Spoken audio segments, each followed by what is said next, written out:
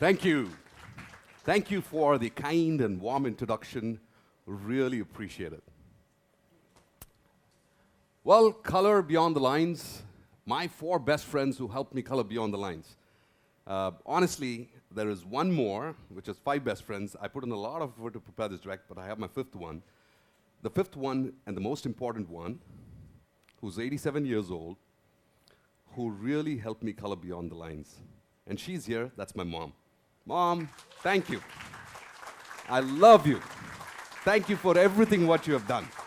Thank you for helping me color beyond the lines. You're the best. Growing up, I had several roots, 2 roots, let me put it that way. My American roots or my Indian roots spelt the word color with the U, which is you all. My American roots does not have you, which took me away from you, but I love you. And that's the reason why I'm back here with you all. All right? You like it? Good, so far good.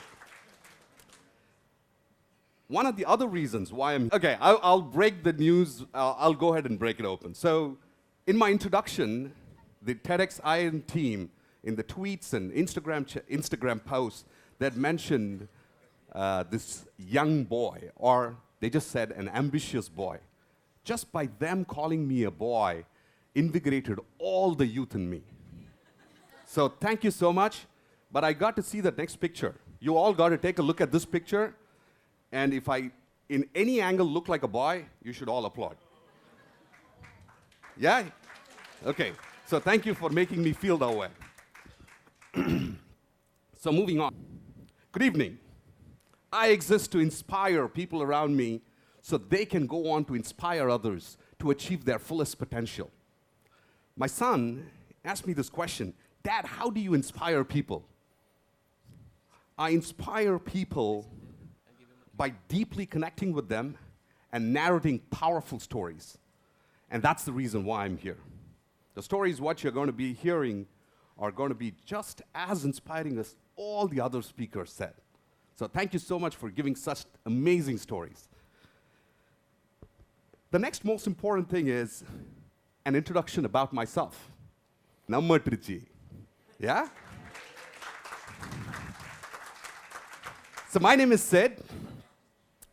I was born and brought up in Trichy. My parents were born and brought up in Trichy as well.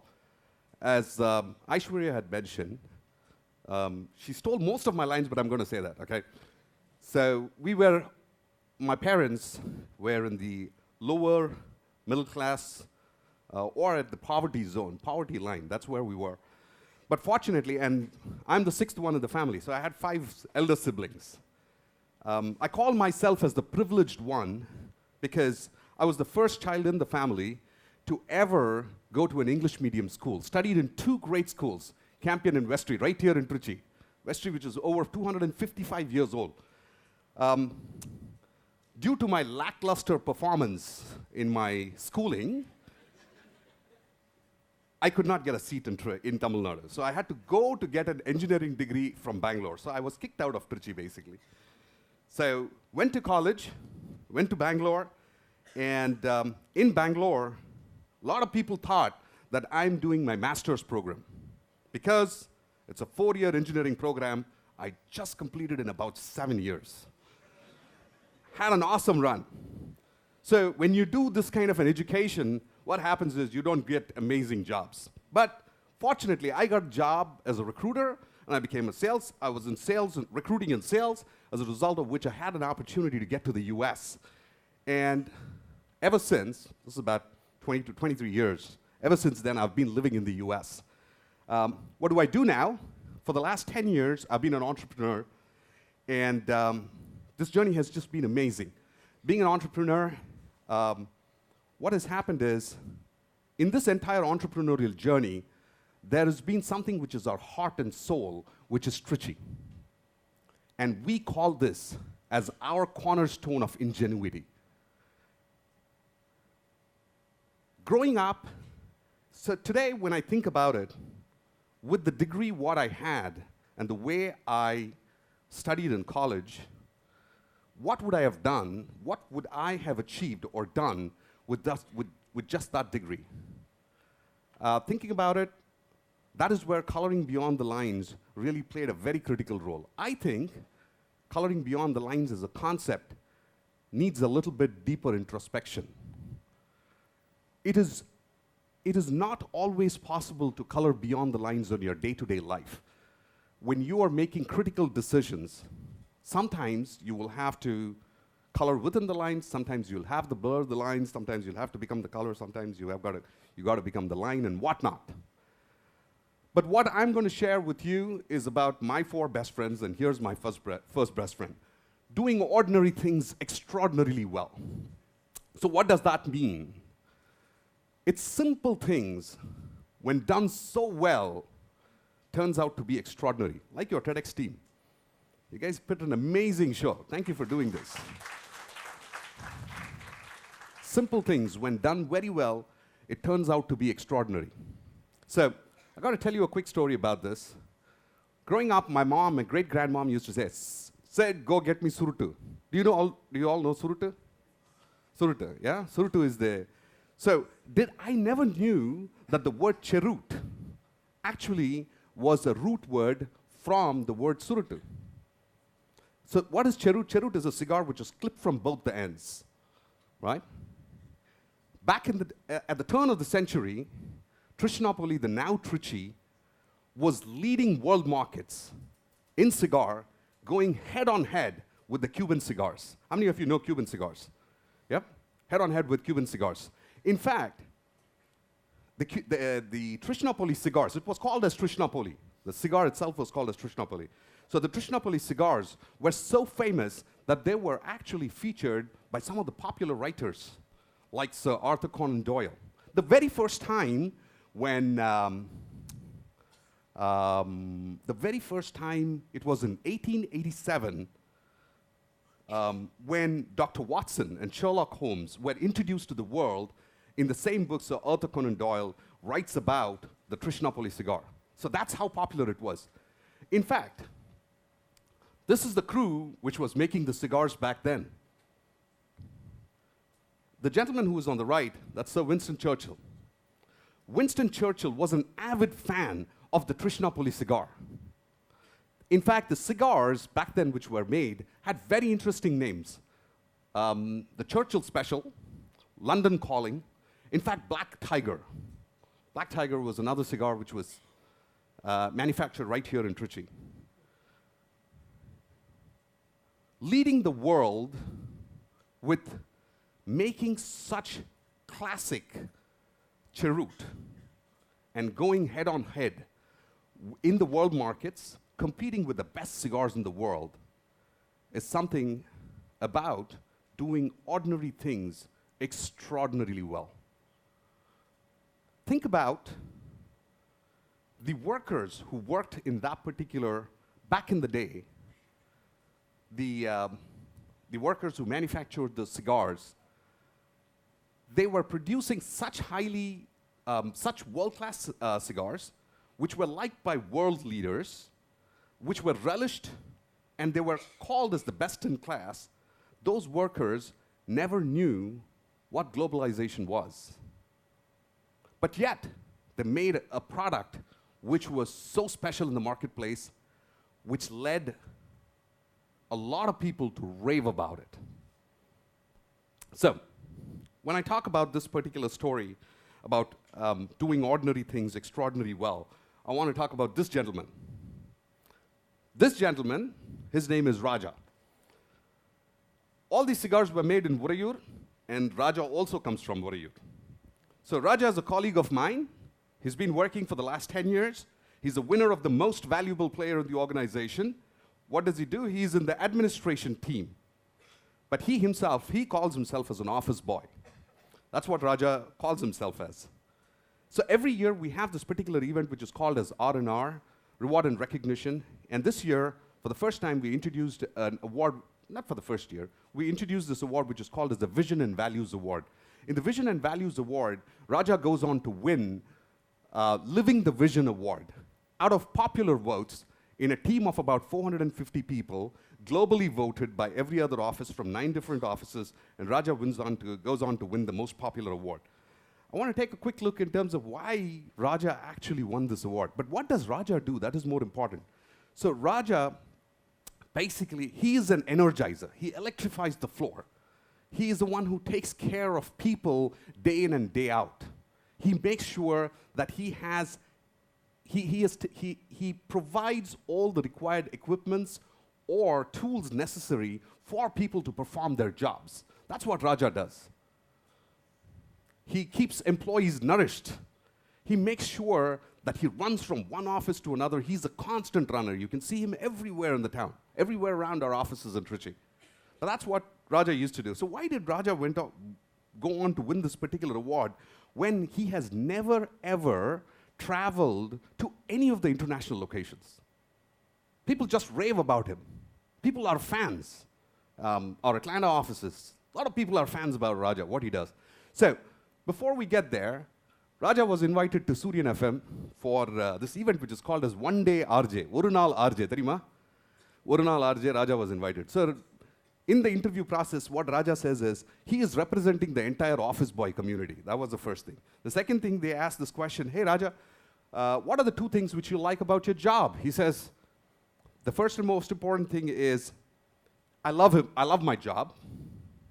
And the second important thing, what he says is, it is just his contagious positive attitude.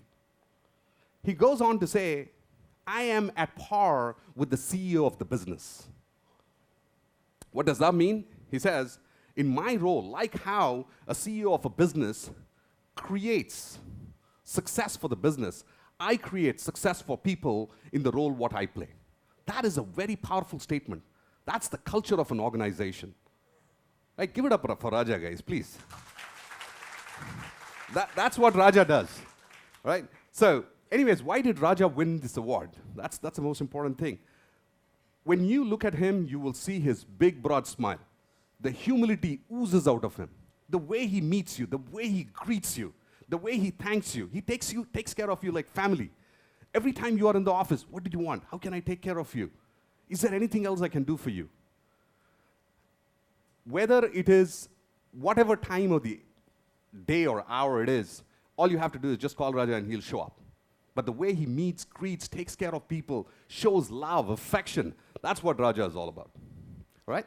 So this is doing ordinary things extraordinarily well. It is people like Raja who really create success for businesses. The next one is creating positive, intentional, purposeful, micro experience. There's a lot of words in that. So what it means, what does creating positive, intentional, purposeful micro experience?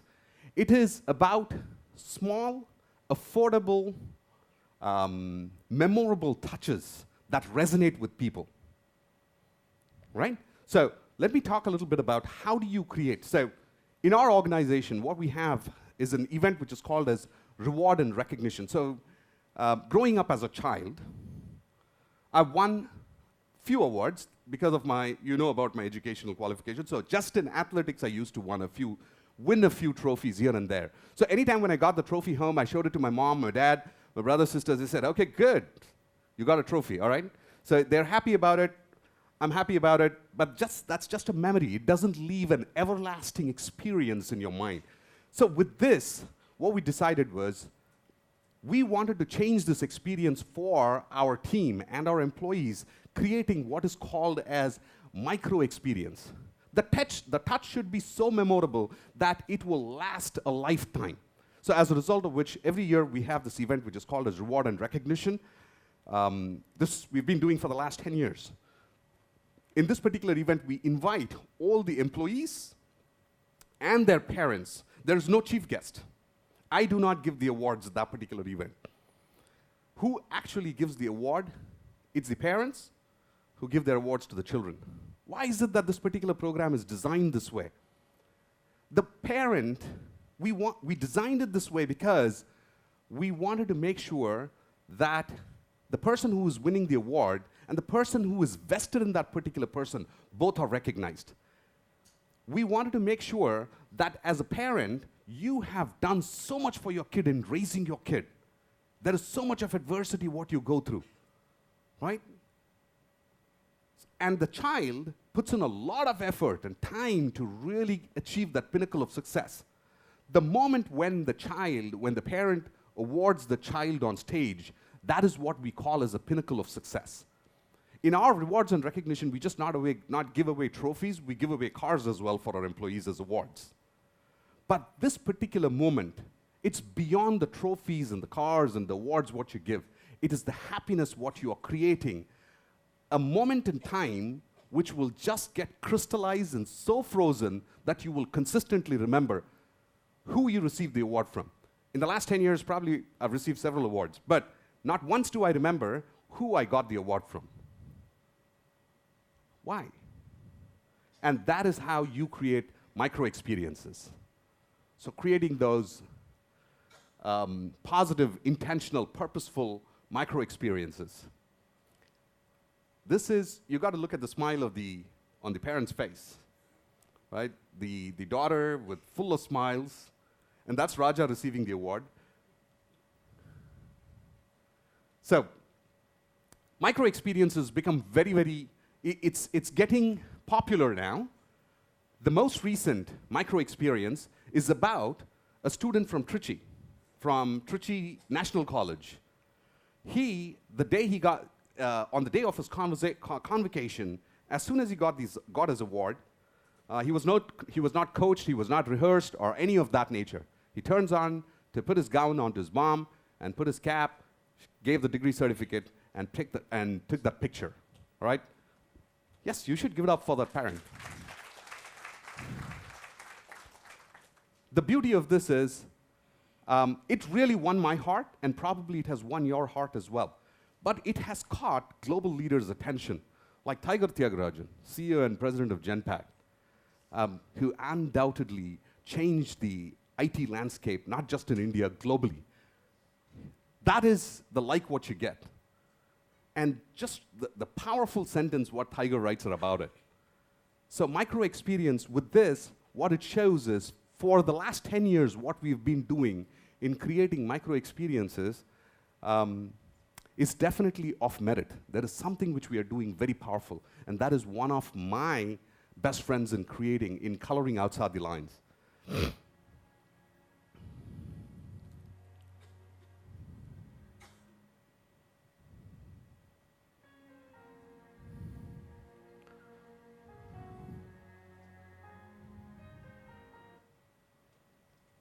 Thank you.